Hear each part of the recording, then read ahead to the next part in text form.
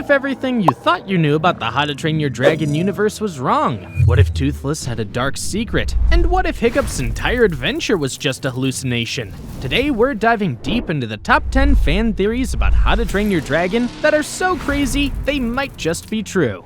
At number 10, let's start off with the theory that Drago was eaten by his Bewilderbeast. In How to Train Your Dragon 2, we see Drago and his Bewilderbeast disappear into the ocean after their defeat. It's likely that the Bewilderbeast dove into the ocean and swam away with Drago on his shoulder, but what if something more sinister happened? To the maniac warlord, the Bewilderbeast was nothing more than a tool, and Drago's brutal training over the years degraded the dragon and broke its spirit. Think about it. Once Toothless overcame the Bewilderbeast's control and fought back, it must have also realized that it could turn on Drago. And what would the second most powerful dragon in the world do with its captor after being tortured and enslaved for decades? Well, this theory suggests that the Bewilderbeast, in a moment of liberation and revenge, simply killed and ate Drago. This would explain why Grimmel mentions Drago's defeat, but he never appears or is brought up again in the hidden world.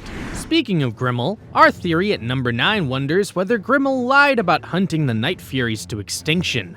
What if Grimmel was just an unreliable narrator trying to build up his own reputation? In the world of dragons, taking souvenirs after killing a dragon is the norm, as we see with Drago's cloak. But Grimmel doesn't show us anything that suggests that he's even taken down one Night Fury, not even a single black scale. It's entirely possible that he's killed 0 Night Furies in his lifetime. Furthermore, Grimmel didn't know that Toothless could cloak himself. This was probably a technique that dragons themselves knew about, and so any expert hunter should be prepared for it. If Grimmel truly hunted down hundreds of Night Furies, how did he miss such a fundamental ability? But it gets even weirder because Grimmel's airship and crossbows are totally inadequate for taking down dragons as fast as the Night Fury, even if we believe his Death Grippers did most of the dirty work. Night Furies are among the most powerful dragons in the franchise, and it's tough to imagine Grimmel taking down all of them. He may have killed some, but Grimmel's claim of near extinction is likely exaggerated. This theory gives more hope that the Night Furies exist somewhere out there, perhaps in the hidden world or other remote locations that Grimmel never discovered. Speaking of things that never happened, at number 8 we have the theory that the Shadow Wings were Hiccup's sleep deprivation hallucinations.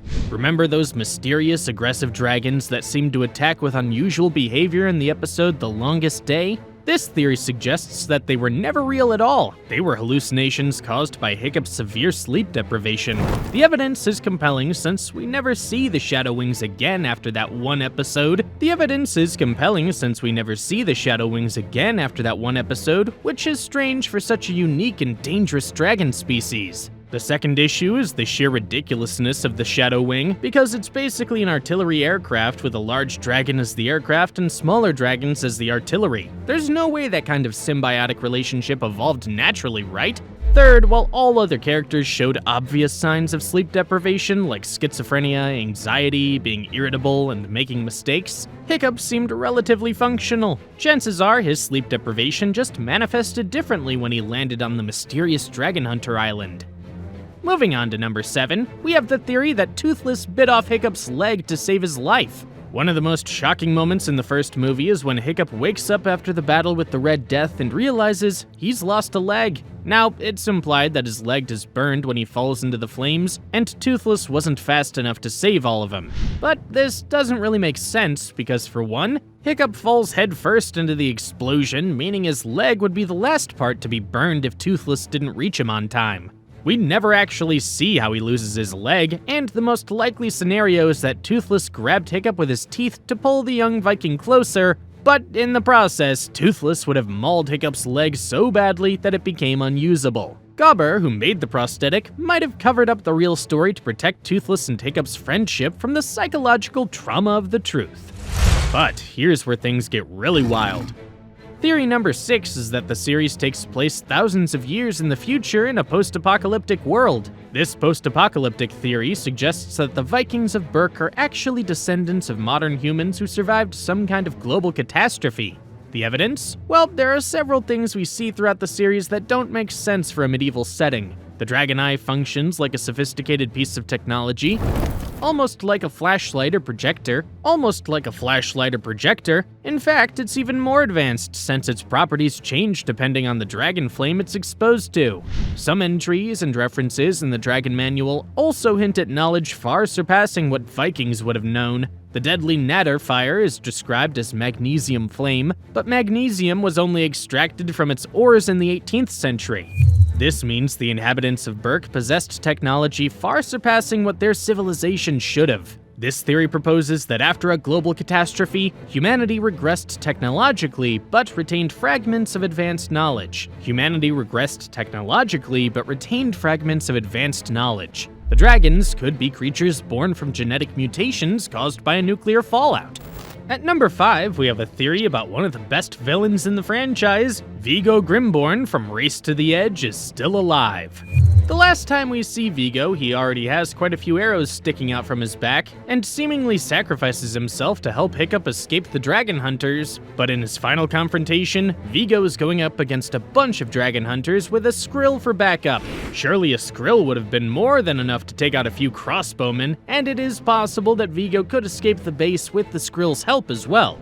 Viggo has already proven himself to be one of the most resourceful and intelligent characters in the series, and he's also cheated death once after surviving falling into a volcano. So it's highly likely that Viggo is out there somewhere, hanging out with the monstrous nightmare that saved his life and spending his time training and protecting dragons. But wait, there's a competing theory about Viggo that's even more psychological.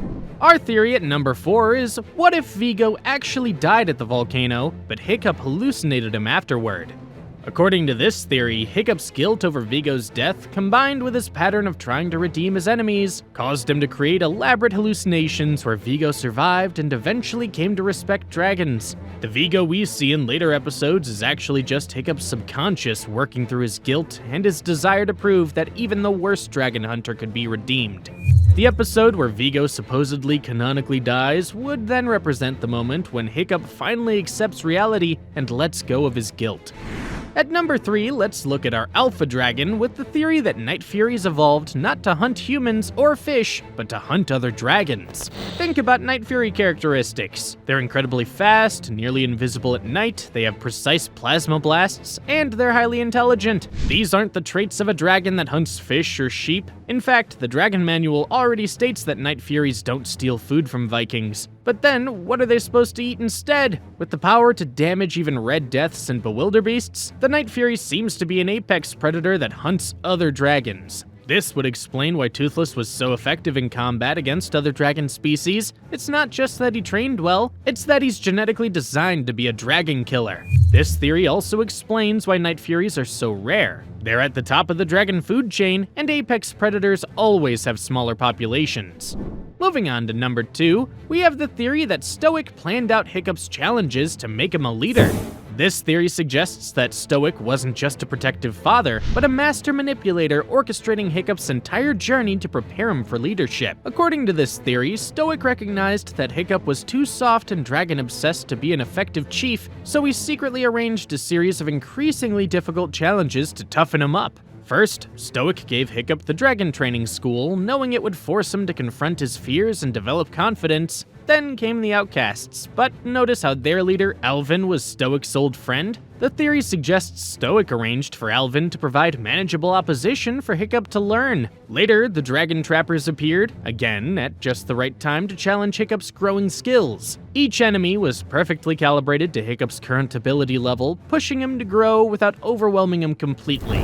This theory paints Stoic as a brilliant political strategist who used calculated risks and controlled opposition to forge his son into a formidable leader before facing Drago. And now, the number 1 crazy theory that might actually be true. Toothless was already planning a dragon revolution against the Red Death at the start of the first movie.